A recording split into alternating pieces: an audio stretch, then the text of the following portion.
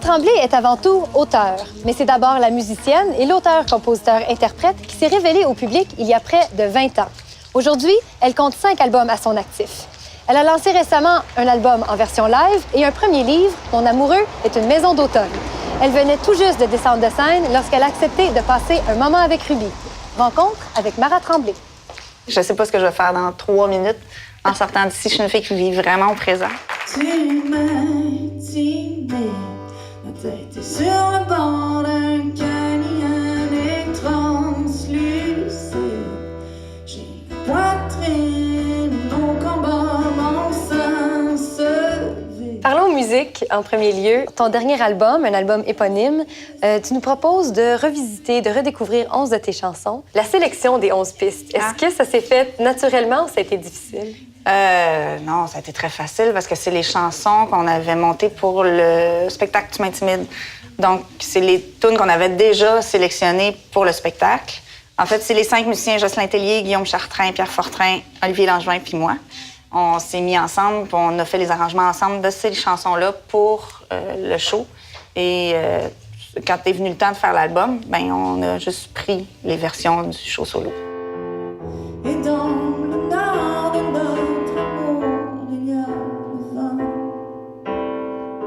qui nous porte où il y a le temps qui s'arrête un instant. La tournée a été interrompue parce que j'étais malade, puis on s'est rendu compte qu'on n'avait pas de témoins sonores de ça, de cette magie-là. Puis on est 5 amis, on est des gens on a beaucoup de plaisir à faire la musique ensemble, mais on est plus que des musiciens, on est vraiment des amis.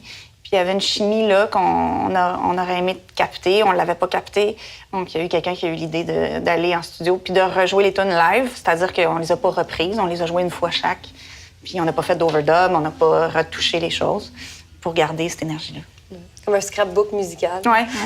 de la tournée, finalement. Oui, exactement. Ouais. C'est exactement comme ça qu'on le voyait. Tu as publié en septembre dernier ton premier roman, Mon amoureux est une maison d'automne. Quelle est la place de l'écriture pour toi dans ta démarche artistique? C'est la première place. L'écriture a été présente dans ma vie. Dès que j'ai su écrire, j'ai eu le besoin d'exprimer ce que je ressentais sur papier.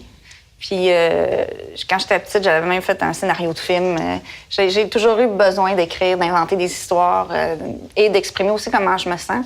Mais la chanson est venue beaucoup plus tard. La chanson est venue dans ma vie, je devais avoir une 30aine d'années. Donc j'ai toujours écrit. J'ai retrouvé des écrits que j'ai là, depuis que je suis tout petite, depuis que je suis enfant, avant même l'adolescence. Donc c'est la place première. Les dernières années n'ont pas été de tout repos. Tu nous as quand même offert un album et un livre. Oui. Est-ce que l'art, c'est ta façon d'exorciser, de retrouver l'équilibre? Oui, toujours. Toujours. Ça a toujours été par là que ça a passé. Ça a toujours été par la musique. C'est sûr que la musique a été mon premier moyen d'extérioriser mes émotions.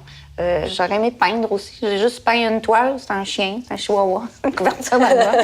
Oui. Toutes les formes d'art me parlent beaucoup, mais je ne sais pas ce que je ferais si j'avais pas ce moyen de sortir les émotions. Ouais, c'est important. Hein? Ouais. Et je découvre à chaque jour que ton amour est sans détour, un trésor rempli de lumière se libère. Et les étoiles et le matin et le mirage d'être bien. Entre une de tes premières chansons qui était sur le spaghetti et maintenant ton premier roman, il y a une décennie d'écriture. Qu'est-ce que tu nous réserves pour les prochaines années? Je sais pas. C'est sûr que, en fait, le spaghetti, c'était un exutoire parce que je parlais juste d'amour puis j'avais envie de sortir un peu de ça. Donc, j'ai appelé mon père, j'ai demandé sa sauce, sa recette de sauce. Je pense que je parle encore d'amour, même une décennie plus tard et plus. Je pense que je vais parler d'amour pendant toute ma vie. Je pense que c'est le plus grand moteur.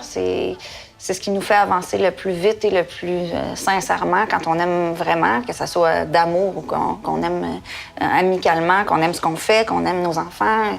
D'être capable d'ouvrir son cœur en général, pour moi, c'est le plus grand moteur, la plus belle force.